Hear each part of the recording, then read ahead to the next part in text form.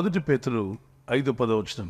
కొంచెము కాలము మీరు శ్రమపడిన పిమ్మట తానే మిమ్మను పూర్ణులుగా చేసి స్థిరపరిచి బలపరచును.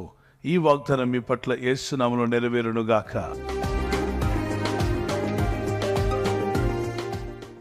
ఆయన మిమ్మల్ని ఏం చేస్తున్నాడు? కొంచెం కాలము శ్రమపడిన తర్వాత తానే మిమ్మల్ని పూర్ణులుగా చేసి స్థిరపరిచి బలపరుస్తాడు. రోజులు ఒకే విధంగా ఉండకపోవచ్చు. ఒకరోజు బాగుంటే ఒకరోజు తుఫాన్ రావచ్చు. ఒకరోజు ప్రశాంతమైన వాతావరణం చాలా బాగుంటుంది. పిల్లలు బయట ఆడుకుంటూ ఉంటారు, ఆకాశ పక్షులు ఎగురుతూ ఉంటాయి, మరి మనుషులందరూ సంతోషంగా పనులు చేసుకుంటూ ఉంటారు, రైతులు తమ పనులు చేస్తూ ఉన్నారు. మరుసటి రోజున భయంకరమైన గాలి తుఫాను. అన్ని రోజులు ఒకే విధంగా ఉండవు కనుక మనం అన్నిటికీ సిద్ధపడి ఉండాలి. దేనికంటే ఎటువంటి పరిస్థితి వచ్చినా, ఎలాంటి ఛాలెంజ్ వచ్చినా జయించటకు సిద్ధంగా ఉండు. ఆర్థికంగా డబ్బు ఒకే విధంగా ఉండదు. డబ్బులు మారిపోతుంటే ఒకరోజు ఎక్కువ ఉండొచ్చు, ఒకరోజు తక్కువ ఉండొచ్చు, ఒకరోజు జీరోకి రావచ్చు. ఒకరోజు నువ్వు హీరో అవ్వచ్చు, నెక్స్ట్ డే నువ్వు జీరో అయిపోవచ్చు. కానీ భయపడకు, దేవుని మీద ఆధారపడు. ఎందుకు దేవుని మీద ఆధారపడాలి అంటే ఆయన ఎల్లప్పుడూ ఒకే రీతిగా ఉంటాడు. ఆయన చేయి పట్టుకున్న వాళ్ళని దేవుడు స్థిరంగా ఉంచుతాడు. తుఫాను వచ్చినా, ప్రశాంతంగా ఉన్నా, అన్నీ ఉన్నా, అన్నీ లేకపోయినా, వ్యాధి రోగాలతో ఉన్నా, ఆరోగ్యంతో ఉన్నా, మీరు ఆయన చేయి విడిచిపెట్టకండి. దేవుడు సుఖదుఖములను జతపరిచినాడు. ప్రసంగి 7:14 జతపరిచాడట. భార్యాభర్తలను జతపరిచినట్టు మానవ జీవితంలో సుఖము దుఃఖము అనేవి జతపరచబడ్డాయి.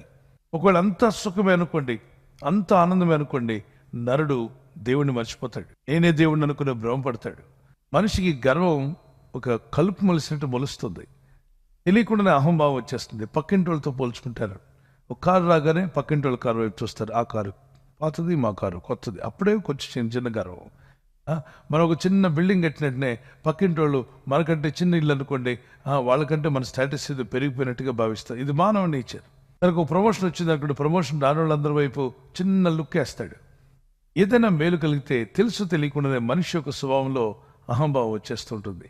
ముందుగా ఆరోగ్యం మెరుగుపడి హాస్పిటల్లో బయటపడ్డారా, అదేదో నా అదృష్టం, నా చేతి రేఖ, ఇక్కడేదో రేఖ ఇలా వెళ్ళి ఇటు తిరిగింది కాబట్టి నేను త్వరగా కోలుకున్నాను, మిగిలిన రేఖలన్నీ అటు వెళ్ళిపోయాయి, నా రేఖ బాగా కలిసి వచ్చిందంటావా?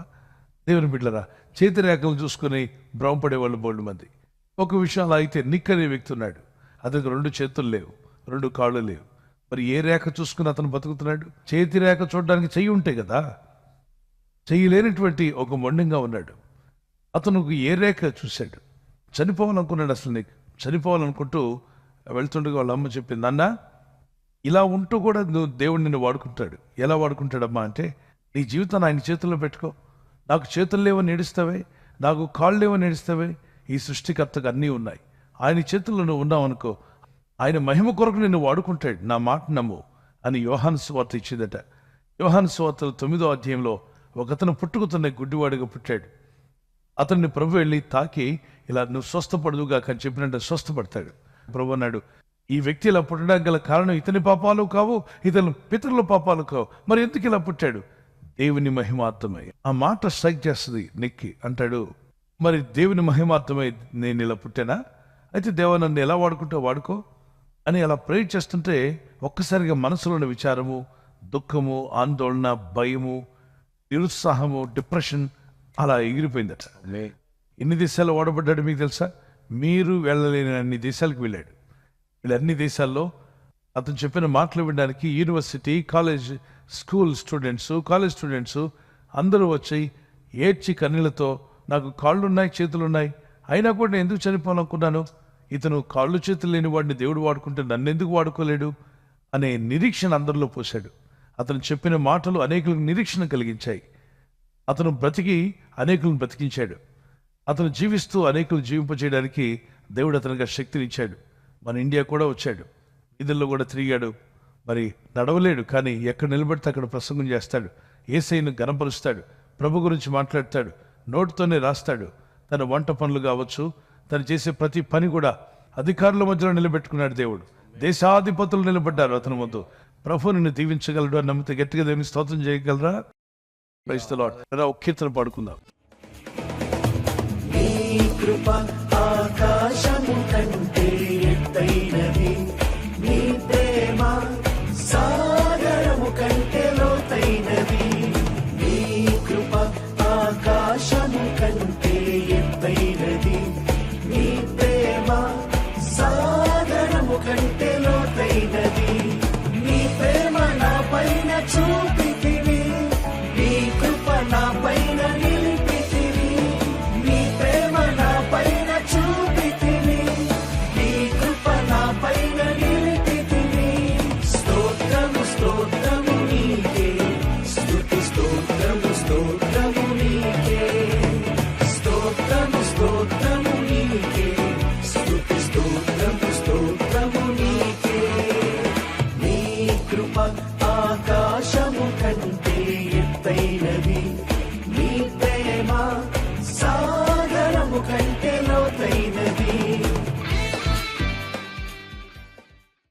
కారుమబ్బులు తొలకముందు పైన వెనక సూర్యుడు ఉంటాడు, చుట్టూ కారుమబ్బులు ఉంటాయి.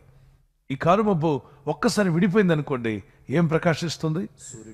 సూర్యుడు ప్రకాశిస్తాడు, వెలుగు ప్రకాశం. అలాగే ప్రస్తుతానికి రోగం అనే కారుమబ్బు నిన్ను కమ్మేసిందేమో, ఆర్థిక ఇబ్బందులనే కారుమబ్బులు నిన్ను కమ్మేసేయేమో, పరిస్థితులు బాలేదు, ఇబ్బందులు, రకరకాల కార్యక్రమాలు ఈ భూమి మీద జరుగుతుంటాయి.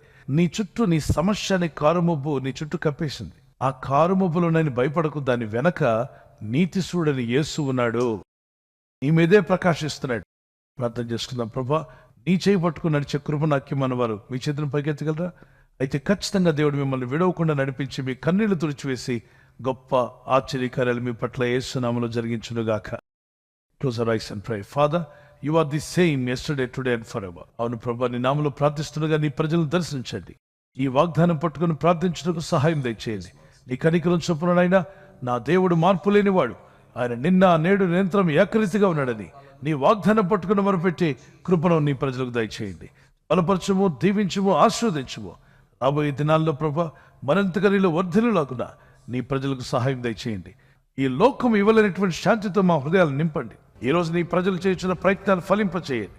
ఈ రోజు ప్రయత్నించబోతున్న శంకుస్థాపన అయిన, గృహప్రవేశమైన, ఒక బిజినెస్ ప్రారంభిస్తున్నా, ఉద్యోగ ప్రారంభానికి వెళ్తున్నా, ఒక మంచి కార్యక్రమాన్ని ప్రారంభిస్తుండగా, నేను వారి బిడ్డల వివాహం కొరకు ప్రయత్నాలు చేస్తుండగా, వారు చేస్తున్న ప్రయత్నాలు ఫలించలాగున మీ దూతలకు ఆజ్ఞాపించండి.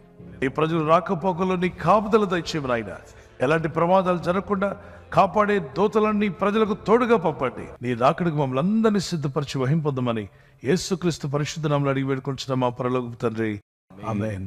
అలాగే బర్త్డే, మ్యారేజ్ జరుపుకునేవారు happy birthday to you, many more returns of the day. God bless you. ప్రభు మిమ్మల్ని దీవించును గాక. ఈ వాగ్దానం చదువుకోండి. యెహోషువ గ్రంథం 1:9.